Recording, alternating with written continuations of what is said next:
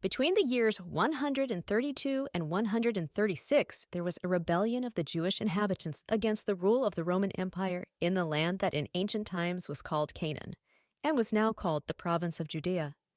The rebellion was temporarily successful, and it was the last time until 1948 that the country was briefly ruled by its native population rather than by a foreign empire. In the end, after recruiting between a third and a half of the entire Roman army from all over the world, the empire was able to suppress the rebellion. The heavy price that Rome paid for suppressing the rebellion angered Emperor Hadrian, and he decided to change the name of the province from Judea to Palestine after the name of an already extinct people who used to live on part of the country's coasts, and thus he hoped to erase the memory of the Jewish existence in the country. The one who did not survive was the Emperor Hadrian himself, who died 2 years later from a prolonged illness. The Jews continued to be a majority in the Roman and then Byzantine province until the 5th century, and then for another period, they were a majority in the Galilee region. After the rebellion, for hundreds of years, the country's population dwindled, mainly due to wars, plagues, and even earthquakes. It was conquered by many empires, but throughout the period, Jews continued to live there, and Jews continued to see it as their homeland and to immigrate to it when they could. In 1872, a group of surveyors from the British Army, Royal Engineers, and other experts arrived in Israel, which was under the rule of the Ottoman Empire, sent by the Palestine Exploration Fund, PEF, and for the first time began to accurately map the country, including the exact size of all the settlements in the country. The measurement continued for several years, and in 1880, the mapping of the land of Israel west of Jordan from the Upper Galilee to Beersheba was completed, and the first edition of the map was published. The exact mapping done by them, and the care taken to mark every town and every smallest village with their exact size, is conclusive evidence that when the mapping was done, the land was desolate. At that time, there were only 13 towns in Palestine, if you can really call them that. The largest town was Jerusalem, whose inhabitants numbered about 31,500, the absolute majority of whom were Jews. The second largest town was Gaza with about 18,000 inhabitants. The rest of the towns had about 10,000 inhabitants or less. In fact, in most cases, much less. Safton Tiberias also had an absolute Jewish majority. In Bethlehem, almost the entire population was Christian, and in Nazareth, most of the population was Christian. As you may recall, the 14th town that was established in Israel in 1909 was the Hebrew city of Tel Aviv. In addition, as mentioned, there were tiny villages in the country, with a tiny population. Most of the land was desolate, as can be seen from the maps of the Palestine Exploration Fund. Even before 1880, Jewish villages began to be established in Israel. The first ones who started promoting the Jewish settlement in the land of Israel did not do so to bring about the establishment of a state, and in fact some of them were in opposition of Zionism. Whether these were the people of the old Yeshuv, that is, those who had already lived in the land for generations, the old settlement, who went outside the walls of the old city of Jerusalem on the initiative of Moses Montefiore and others, or the ones who established Geoni, later Rosh Pinna, Waters of Merom, later Yesud HaMa'ala, Motza, Petah Tikva, etc., or Karl Netter and Alliance Israelite Universelle, who established the Mikveh Israel Agricultural School. But it is clear from every point of view that these steps were not intended and would not have resulted in the establishment of a state. The lands sold to the Jews were in many cases unfit for cultivation, or even wetlands, despite the high price charged for them, which was usually added to the bribe that had to be paid to the officials of the Ottoman government, and sometimes also to the payment to the tenant farmers for their vacating. In the 80s of the 19th century, the Zionist immigrations began. They purchased land and established a few more settlements, which immediately needed working hands, and these were provided by the Arabs. So not only Jews immigrated, Arabs also began to set foot in the land of Israel. We find an echo of this in the Second Aliyah period, when the pioneers began the struggle for Hebrew labor, but they also did not improve the chances of a Jewish state being established, and these remained clearly improbable. Then, an event took place that was supposed to arouse suspicion that there was still a chance that a Jewish state would be established. The British conquered the land from the Turks and accepted a mandate to establish a national home for the Jews in Palestine, as written in the Balfour Declaration. But in practice, they had no intention of doing so. Anyone with eyes in his head could immediately notice that the steps taken immediately upon receiving the mandate were aimed at perpetuating their rule over the land, and for that purpose preventing the ability of the Zionists to establish a state here. It was not enough that they tore the east bank of the Jordan from the land. They immediately published a white paper that limited the immigration of Jews to the absorption capacity of the land. And as for settlement, while within the framework of their mandate on the Transjordan, the British loosened the tangle of Ottoman land laws, which made it easier to acquire land ownership. On this side of the mandate, they only complicated the Turkish land laws, which made it difficult to buy land, let alone settle it. And this is in clear opposition to the instructions of the mandate letter. As a side note, I would like to point out that with the establishment of the State of Israel, we mostly failed to eliminate this complication, and as a result, to this day in the World Bank's Doing Business Index, although in the general ranking, Israel is ahead of Jordan by more than 50 places, in the field of property registration, Jordan overtakes us. From the day the British Empire began to implement the mandate, it was clear that they were doing everything to continue to rule this land forever and to thwart the possibility of establishing a national home for the Jews here. In general, during most of the years of settlement, including the years of the British mandate in the country, the Arab immigration to the country was greater than the Jewish one, among other things, as a result of the British measures that limited Jewish immigration, but also because the prosperity created by the Jews attracted people from the countries of the region, who could move here by land almost without supervision. You understood correctly, the majority of the Arabs were not natives here, they immigrated here. But most of the Zionist leaders did not notice it at all. Almost everyone except Ze'ev Jabotinsky continued to believe that the British intentions were decent. In fact, the situation in which the British perpetuate the Arab majority did not even bother most of them. This was the period when socialism took over the Zionist institutions.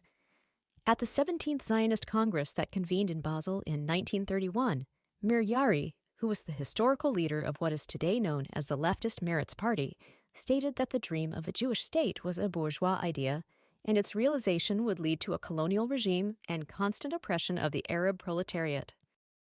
Ben-Gurion himself argued in the same Congress that one should not put up with the rule of one national group over another, and he even ruled out the possibility that this would happen even if the Jews became the majority. And these, as mentioned, were considered Zionists. The people of the old settlement hated the Zionists even in such a format, while the people of socialist Zionism only dreamed of establishing small, cooperative communes in the spirit of Marx and Engels' vision. The people of General Zionism, led by Chaim Weizmann, dreamed of a small, high-quality community, and even when they were given the opportunity, before the publication of the first white paper, to receive immigration permits to Palestine for 80,000 Jews, Weizmann objected to bringing to the land the economic human dust of Zika and Nelvoki, streets of the Jewish quarter of Warsaw.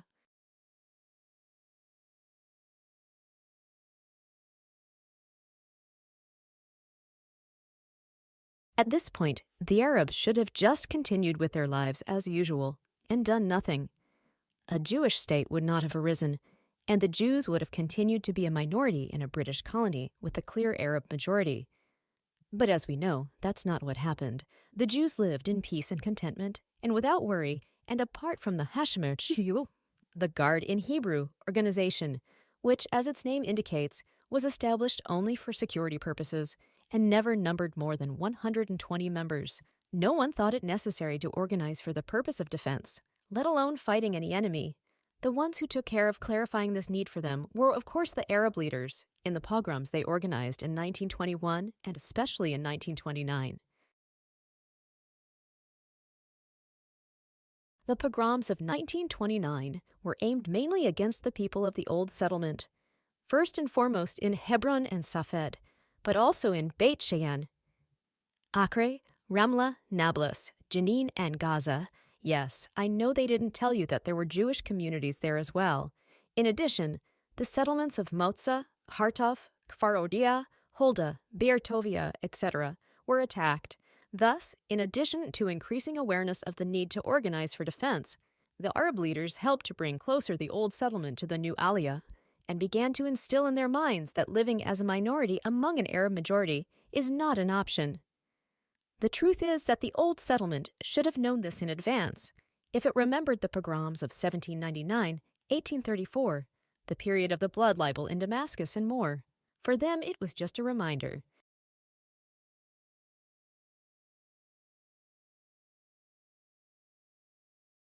But as we have already learned from the statements of the Jewish leaders at the 1931 Congress, it was not enough to convince everyone. Moreover, the British then issued another white paper. This is the Pasfield White Paper, which further distanced the possibility of advancing to a Jewish state. Despite this, the Jews, with the exception of the faction of Zeev Jabotinsky, who at that time founded the organ, continued to cooperate with the British government and to naively believe that it was on their side. All the Arabs had to do was to cease any activity and leave it to the demography and the anti-Semitic officials of the British High Commissioner to do their thing, but the hatred of the Jews that burned in their hearts did not let them. According to the British censuses and other official data, between 1917 and 1945, about 1,100,000 inhabitants were added to the land. A third of them were Jews and the rest Arabs. Most of them arrived between 1922 and 1945. While the Arabs entered the country completely freely by land, some legally and some illegally, the Jews arrived by sea, where the British closely monitored immigration, which they limited. And although there were Jews who arrived illegally, most of them were eventually counted, and their number was deducted by the British from the immigration quota they allotted to the Jews.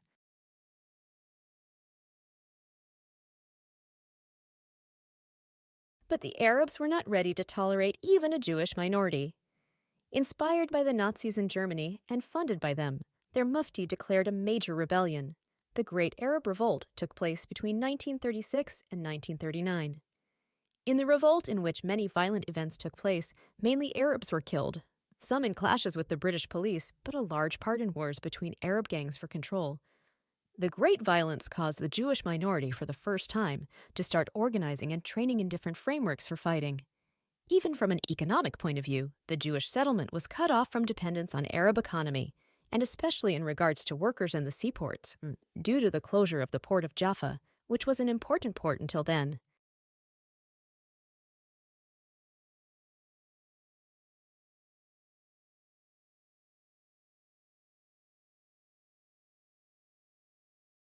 But the Great Rebellion had an important side effect, which was the exposure of the true face of the British Mandate Rule. As a result of the rebellion, the British convened the Round Table Conference, in which they openly revealed that they had no intention of establishing a national home for Jews in the land of Israel.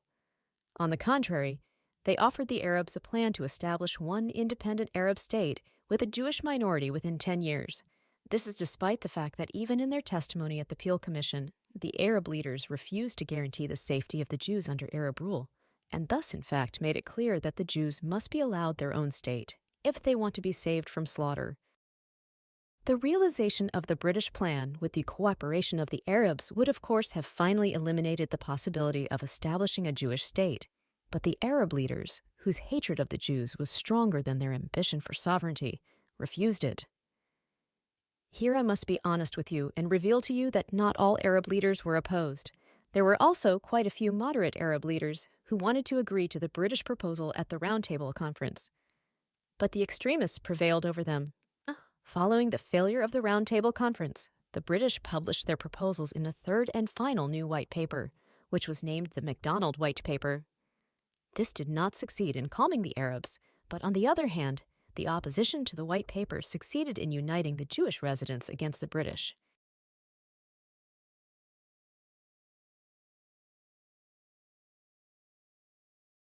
Unfortunately, although the Jews were already united against the British, their leadership was not united, and even at this time, and while other Jews were being taken on trains to extermination in Europe, the leaders of the left declared the Saison between December 1944 and February 1945, in which they handed over the Irgun members to the British, and even themselves imprisoned and interrogated them with torture. It was only the determination of the rebels against the British that eventually led to the end of the mandate. But even now, despite the efforts of part of the Jewish community to drive out the British rule, the prospect of a Jewish state was slim, especially in light of the fact that in Europe the extermination machine that eliminated most of the Jews who might immigrate to their historical homeland was operating while the British were working tirelessly to make sure that none of the Jews will be able to escape the bitter fate that awaited them in Europe and find refuge in the land of Israel. At this point, all the Arabs had to do was join forces with the British to help them succeed in their dual mission, the continued possession of the land, while continuing to prevent Jews from entering it. Moreover, if they had enlisted to help the British in the war against Germany, at the end of the war the British would be obliged to them. As usual, they did everything exactly the opposite. They made it difficult for the British to continue their control of the country. They supported the Germans and joined the war on their side. And most importantly, their leader, Amin al-Husseini, broadcasted Nazi Jew-hating propaganda from Berlin to all Arab countries, inciting the masses to massacre the Jews. At that time, there were still hundreds of thousands of Jews living in the Arab countries, who up until that time had not shown any inclination toward Zionism, and even opposed it, and considered themselves loyal citizens of their Arab countries. This incitement made them reluctantly consider Zionism. The most famous anti-Jewish pogrom at that time was the Farhud, which took place in Baghdad, among other things, under the direct inspiration of the Mufti Haj Amin al-Husseini, who was active there at the time.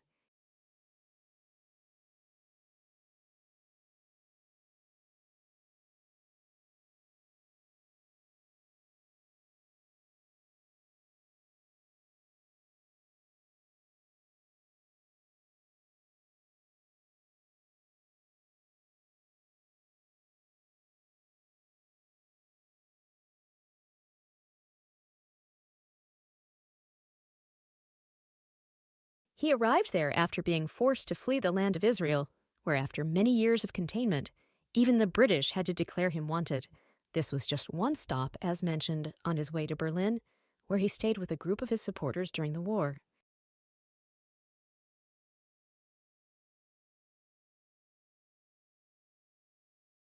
With the end of World War II, the Jewish state became almost inevitable, but the British still did not give up control of their strategic point in the Middle East. After the British established a number of committees that tried to propose solutions, which would not lead to the establishment of a Jewish state, and therefore were rejected by the Jews. And because they did not include the elimination of the Jewish minority, they were also rejected by the Arab leaders. The British turned to the United Nations, and it sent to the region the United Nations Special Committee on Palestine, UNSCOPA. This is the committee that proposed the partition plan to the UN. Not many know, but UNSCOP had another proposal, which was written according to the opinion of the minority in the committee. According to this proposal, one multinational federal state was to be established in Palestine, of course, with an Arab majority. The Arab leaders, who were not satisfied with any solution that did not include the elimination of the Jews, evidently opposed this minority proposal as well, and as a result, only the majority proposal, which called for the division of the land into a Jewish state and an Arab state, was put to a vote before the UN General Assembly. Yugoslavia. Abstain.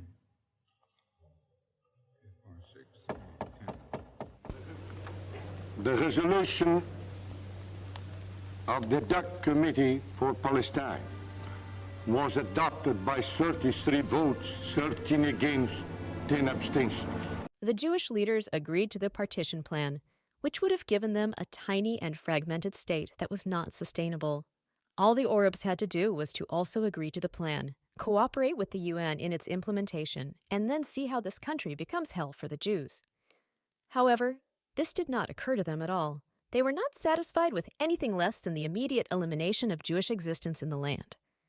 Therefore, they did not agree to the partition plan either, and immediately started hostilities, and later even sent their armies to invade it, thus giving the Jews an opportunity to expand the borders of their country. It should be noted that al-Husseini's gangs received the weapons, funding, and military training for this fighting from the Nazis during their leader's stay in Germany.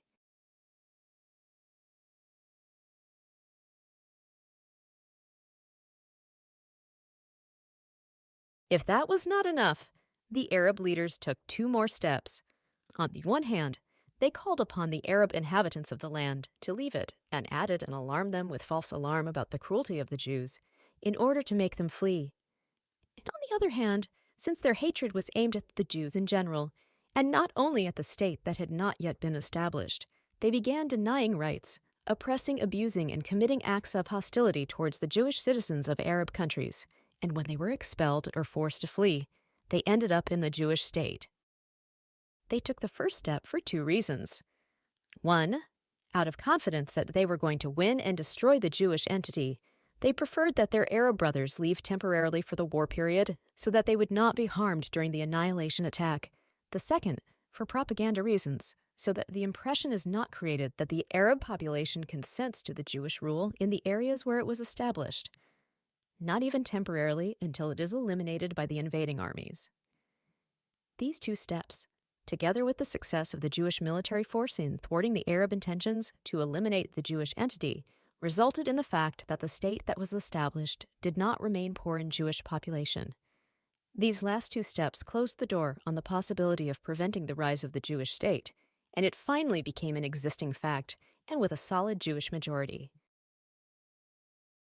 At the same time, for those who doubted that what interested the Arabs was only the elimination of the Jewish state, the Arab leaders avoided any step that would lead to the establishment of an Arab state in the Palestine.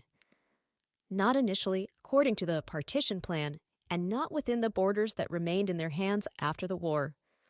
The Arab leaders even succeeded in changing the worldview of the Zionist leadership. Remember what Ben-Gurion said at the Zionist Congress in 1931, not to rule over another national group, remember? So, you should know that Ben-Gurion was the one who, until his last day in office as prime minister, resolutely opposed the abolition of the military government over the Arab settlements within the Green Line, and it was abolished only in 1966.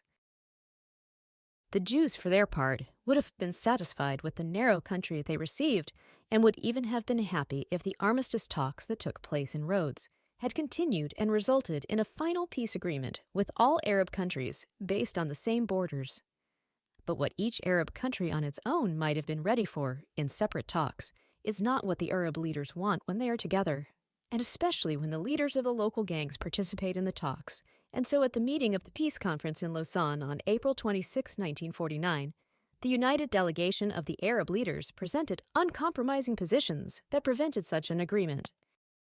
Israel would have remained the narrow country it was in 1949, but the Arabs' hatred of Israel would not allow them to agree to even that, so they went on and incited against the small Jewish state and pushed it, imposed a siege on it, sent terrorists, then called Fedayeen against it, and finally organized a military action, which at the end of 6 days of war successfully led to the expansion of the borders of the Jewish state. Immediately after the end of that war, the Jews were ready to trade territories in exchange for peace, but the Arab leaders were not ready to accept any occupied territory back, if it meant that Israel could continue to exist.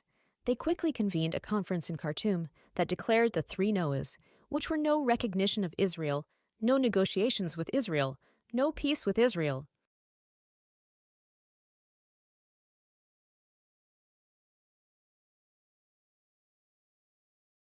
Then came the Oslo Accords. Once again, the Jewish leaders were ready to reduce the territory of the Jewish state and put its very existence at risk by placing terrorist organizations on the hills and mountains that dominate the heart of the land. This time, too, if the Arabs had sat quietly and let these agreements be realized, it would have happened. But the Palestinian Arabs could not control their lust to murder Jews even for a short time. The ink has not yet dried on the agreement, and they have already begun a murderous campaign of slaughtering Jewish citizens. The stunned Israeli leaders tried initially to provide excuses for the carnage that was unfolding before their eyes.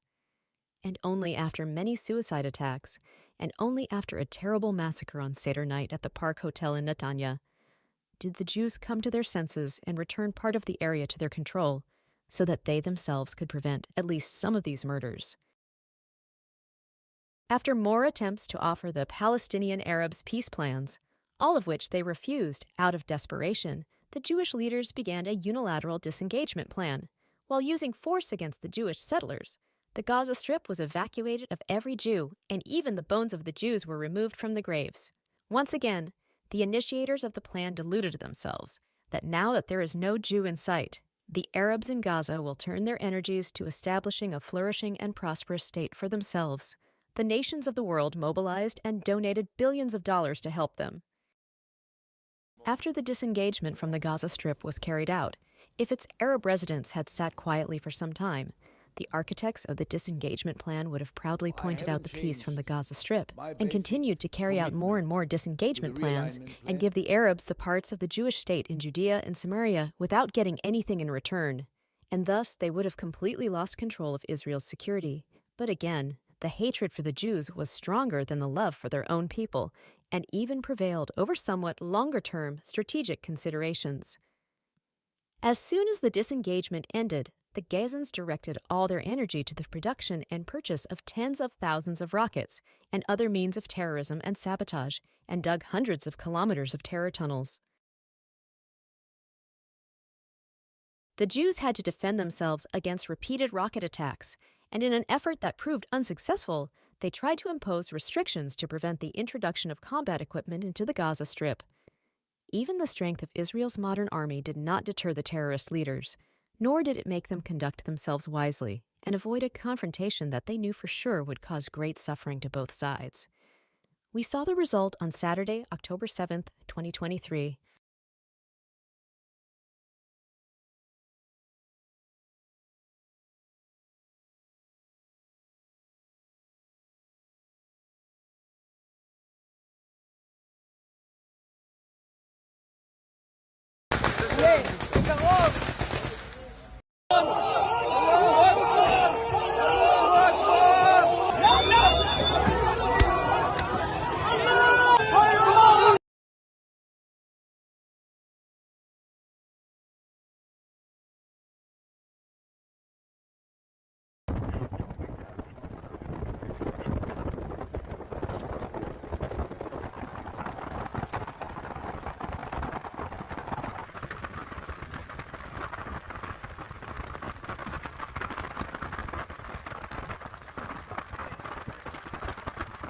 As we saw above, the Jewish state would never have been established if the Arabs had not hated Jews so much. Arab anti-Semitism, and especially that of the local Arabs, actually forced the Jews to establish a state for themselves. From the moment it was established, it would not expand and would even shrink voluntarily if it hadn't had to defend herself. If the Arabs really want a small and weak state of Israel, which may even in its stupidity destroy itself, they should just stop hating Jews. And as for the Jews, stop fooling yourselves. It's not you, it's them. Arabs committed terrible pogroms against Jews even before the State of Israel existed, for example in Hebron and other towns and villages in 1929, in which 116 Jews were murdered and 232 injured. They committed pogroms against Jews even before Zionism, for example in Safed Hebron and other places in 1834. Muslims have carried out massacres of Jews for hundreds of years in all Islamic countries, for example the Triddle in Morocco in 1912, the Farhud in Baghdad in 1941, and in general Jews were deprived of their rights and their lives and property were chip. Those who give terrorists territory and weapons should not be surprised that they use them. There is no way for Jews to live in this part of the Middle East in too close proximity to armed Muslims. In fact, not only Jews, and not only in this region, but that's another subject. Yasser Arafat didn't tell me the truth when he promised me he was going to accept the peace deal that we had worked out, which would have given the Palestinians a state on 96% of the West Bank and 4% of Israel, and they got to choose where the 4% of Israel was. So they would have the effect of the same land of all the West Bank. They would have a capital in East Jerusalem. They would have I can hardly talk about this. And they would have equal access all day, every day, to the security towers that Israel maintained all through the West Bank up to the Golden Heights. All this was offered, including, I will say it again, a capital in East Jerusalem and 2 of the 4 quadrants of the old city of Jerusalem, confirmed by the Israeli Prime Minister Ehud Barak and his cabinet. And they said no.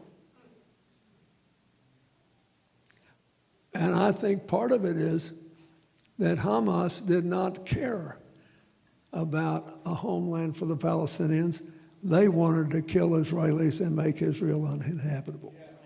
Well, I got news for them. They were there first. Before there was, their faith existed, they were there.